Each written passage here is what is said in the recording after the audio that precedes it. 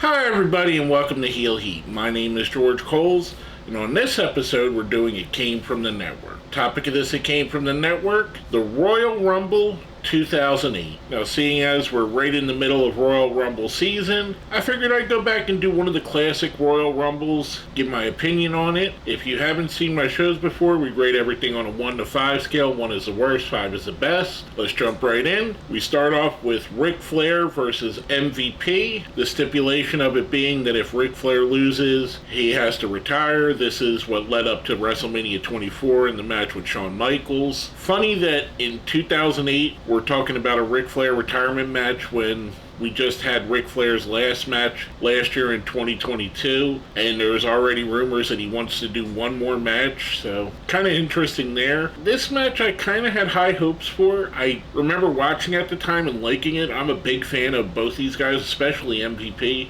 I love Flair. Flair's one of the best wrestlers of all time. I think MVP is one of the most underused talents there ever was. I think he could have easily became a world champion. We're going to talk about a little bit of that a little later in the show as well. However, I don't think this match was that great. It wasn't bad. It was good. Flair does win with the figure 4. I'm giving it a 3. I guess I kind of expected more out of it. Now, being that the Royal Rumble is short on matches, there's a lot of segments on here. First, we get Hornswoggle talking to Vince McMahon. This was when he was Vince's illegitimate bastard son. Vince is telling him he can't trust anybody, which brings in Fit Finlay. They kind of go off together. This is considered one of the worst storylines of all time. I don't know, I've always had a soft spot for Hornswoggle. I always enjoyed him.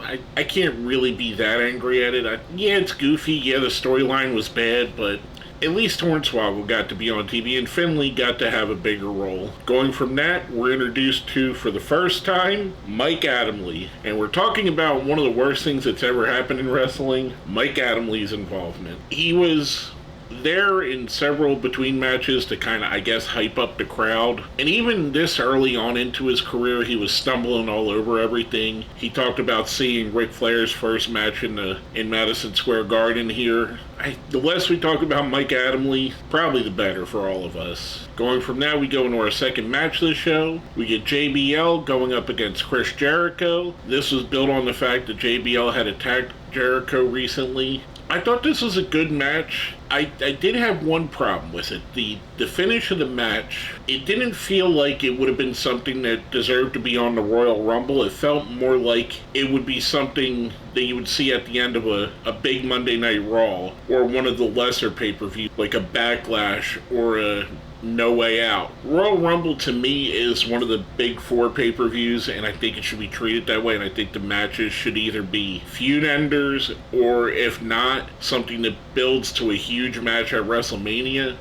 This kind of felt like a little bit of a nothing. JBL does pick up the win when Jericho gets disqualified. Basically, he starts choking JBL with the cameraman's power cable, I guess it would be, or the cord coming off of the camera, which JBL had did to him a couple weeks before on Raw. I thought the match was good. The end took a little way for me. I'm giving this one a 3. Next up, we have Ashley Massaro, and she's knocking on the door for Maria's dressing room, which brings out Santino Marella. Maria Kanellis, that is. At the time they were dating. This got a little bit weird and awkward.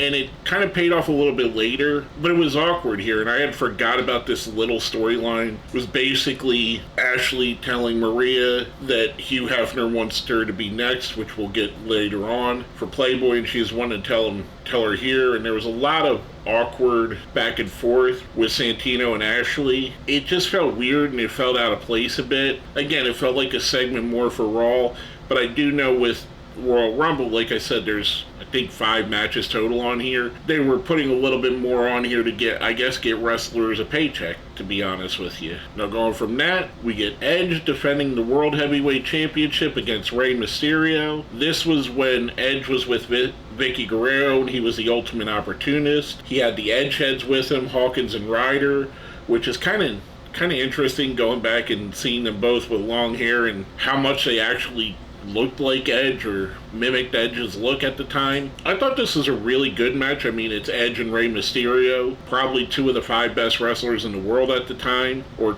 at least in the top 10. This was really, really fun. I liked the way the match was put together. I like how Rey kept being the underdog and Edge would take any little opportunity, being the ultimate opportunist, basically to get ahead in the match and get the advantage over Rey Mysterio. I thought this was a really fun match. This is kind of what I would expect, going back to the JBL and Jericho. This is more of what I would expect of a match on Royal Rumble.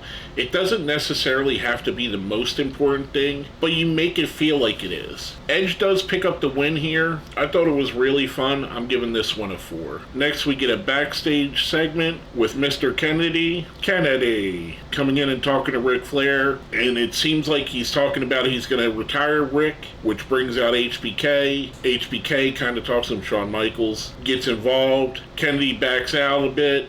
After that, Batista comes in, there's a little bit there. Then Triple H comes in, there's a little bit of a kind of them getting in each other's face. Everyone's talking about winning the Royal Rumble. They both say Triple H and Batista, the best wrestler, is going to win it, which HBK does say, yes, the best wrestler is going to win it, and they all 3 of them meant themselves. I thought it was a pretty good segment. Going from that, we go to a in-ring segment this time. Maria Kanellis comes out to the ring. She's doing her kiss cam thing, which brings out Ashley Massaro, who at this time announces, Hugh Hefner wants you for Playboy. What is your decision? Which brings out Santino, who protests. There's a couple funny things in here. Santino talks about how the Patriots are about to beat the Giants in the Super Bowl. This was the year that the Giants stopped the Patriots from going and having a perfect season. This was a much better interaction between Ashley and Santino. It's kind of funny watching this back and knowing how WWE is now, and at the time of this recording, we're just about a week or so after Mandy Rose got fired for putting out risque pictures on the internet. We're here, they're openly promoting their women being in Playboy. Just I guess the difference a generation makes. It all culminates with the oily guy. I believe he went, I don't know if it was here or Impact that he went by Big Dick Johnson, but it was, if you remember watching at the time, he'd wear like a short Speedo, and it was a heavier guy that would have just a Speedo on. This time he had the Speedo, which had 19-0 on the back, and a half-cut Patriots jersey with a Patriots logo on his stomach.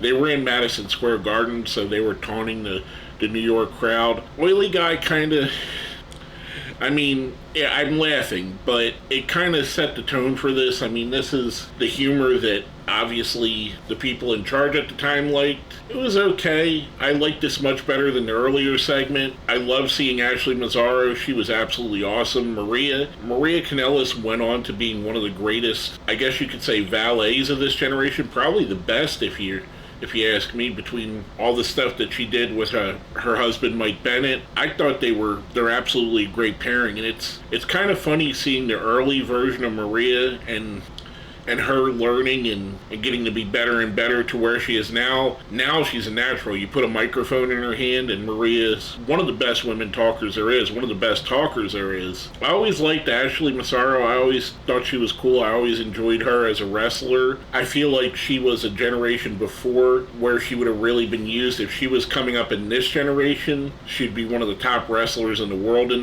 the women's division. So yeah, I do enjoy going back and seeing her and her being involved. Going from that, we go right into our match for the WWE Championship. Randy Orton defending against Jeff Hardy. This was another really solid match, and much like I said with Edge and Rey Mysterio, they found a way to make this match feel important, feel like it was worthy for a pay-per-view, feel like this could potentially have been the main event of the pay-per-view. These two guys went out there and had a great match. I mean, their chemistry is awesome. A lot of people didn't like this era of Randy Orton because he slowed his matches down and he was more deliberate. A lot of people found him boring, but to me, I really enjoyed it from a psychology standpoint because A, he stood out and he was different than everybody else on the roster. B, everything he did had a purpose, and C, the whole purpose was leading to him hitting that RKO. This is an absolutely fun match. Orton does hit the RKO and picks up the win here. I'm giving this one a 4. Then we go on to the main event of the evening, the Royal Rumble. Now, I'm not going to mention everybody that came out here. I'm just going to talk about a couple little highlights. First off, the Rumble starts off with Shawn Michaels and The Undertaker at 1 and 2, and they go pretty long. A couple of the surprises that we had in there, we had Jimmy Snuka, who right after him was followed by Roddy Piper, and it was kind of neat seeing the two guys in there, even though they were way past their prime and both out of shape, if we're being honest. I hate to talk bad about people that are no longer with us, but we do have to be honest here.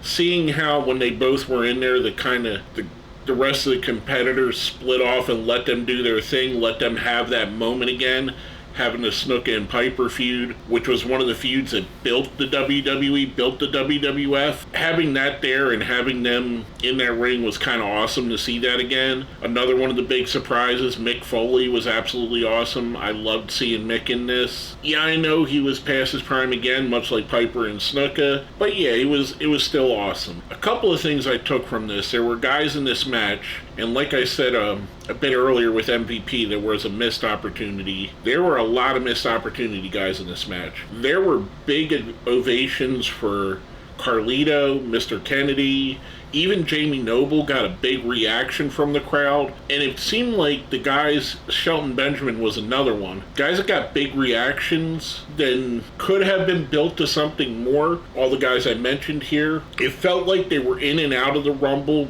rather quickly. Umaga had a nice run in the Rumble. I have to say that was awesome because I love Umaga too. And it feels like he was one of the guys they were definitely going to build for the future. However, you could see where there was something there with MVP in that first match, Carlito, Mr. Kennedy. These are guys that they could have built and could have made into main event stars and had them for that next generation of wrestling fans. You know, had them up there in the era where CM Punk was on the top, where Del Rio was on the top. These guys could have been foils for all of them. I kind of feel like there were a few missed opportunities there. Going from that we get down to our Final Four. The Final Four is Kane, Batista, Triple H, and John Cena. This is the match that John Cena made his return in the Royal Rumble on, the one that's the surprise return. Fittingly for this year, at the time of this recording, we're in 2023, fittingly for this year, John Cena came back from a pectoral injury, which this year, we're most likely going to have Cody Rhodes coming back from a similar injury, and Cody was actually in this match. We get down to that Final Four. King gets eliminated first by Triple H and Batista. We see the three men kind of stare off against each other. They all do like their taunts. Batista does the thumbs down. Cena does the you can't see me. Triple H does the crotch chop. It was I thought it was really good from this point. And the Royal Rumble altogether, how it was structured, how everybody came in, the amount of legends and star power in it was absolutely amazing. Kane gets eliminated. Batista's the next one eliminated. We get down to Triple H and John Cena, who, if memory serves me correctly, were the main event of the WrestleMania before. Cena does pick up the win here because lol Cena. I know it's a meme, so I had to throw it in. I thought this was really fun. The surprises were good. The talent in this was great. Seeing guys like Umaga running through a lot of people. Umaga was actually fifth. He got eliminated just before the Final Four. I thought this was really fun. The return of Cena being the big thing on this. I really enjoyed this. This is one of my favorite Royal Rumbles. This and probably 92, and the year's slipping me, but the year that Bulldog and Shawn Michaels went out at the same time. Those are probably my three favorite Royal Rumbles. I'm going to give this Royal Rumble a 5. I thought it was really good. Overall, I'm going to give this show a 4. I thought it was a real fun watch. The Royal Rumble obviously was the highlight of the show. But if you look up and down the card, we have nothing but Hall of Famers. We got Jericho, Ric Flair, JBL, Edge, Rey Mysterio, and some of these guys aren't now, but they will be. MVP will probably be a Hall of Famer at some point. Randy Orton, Jeff Hardy, all the guys in the Rumble one, Piper, Snuka, Foley, Undertaker, Shawn Michaels. I mean, there's a who's who of wrestling here. Batista, Triple H, and having John Cena win, being basically the face of his generation, it really felt right at this point. I really enjoyed this. Again, I'm giving the show a 4. But with that being said, let's smash that like button, share the video, subscribe if you haven't, and if you made it all the way to the end of the video, what do you think? Do you guys like Royal Rumbles? Are they your favorite match of the year? They usually are for me. I'm a sucker for Battle Royals in general, and the Royal Rumble's like the ultimate Battle Royal, so maybe I'm the target demographic for that. Let me know what you guys think. Do you enjoy Royal Rumbles? What's your favorite Royal Rumble? Who's your favorite winner? Let me know down here in the comments. With all that being said, my name is George Coles, and this has been another It Came From the Network.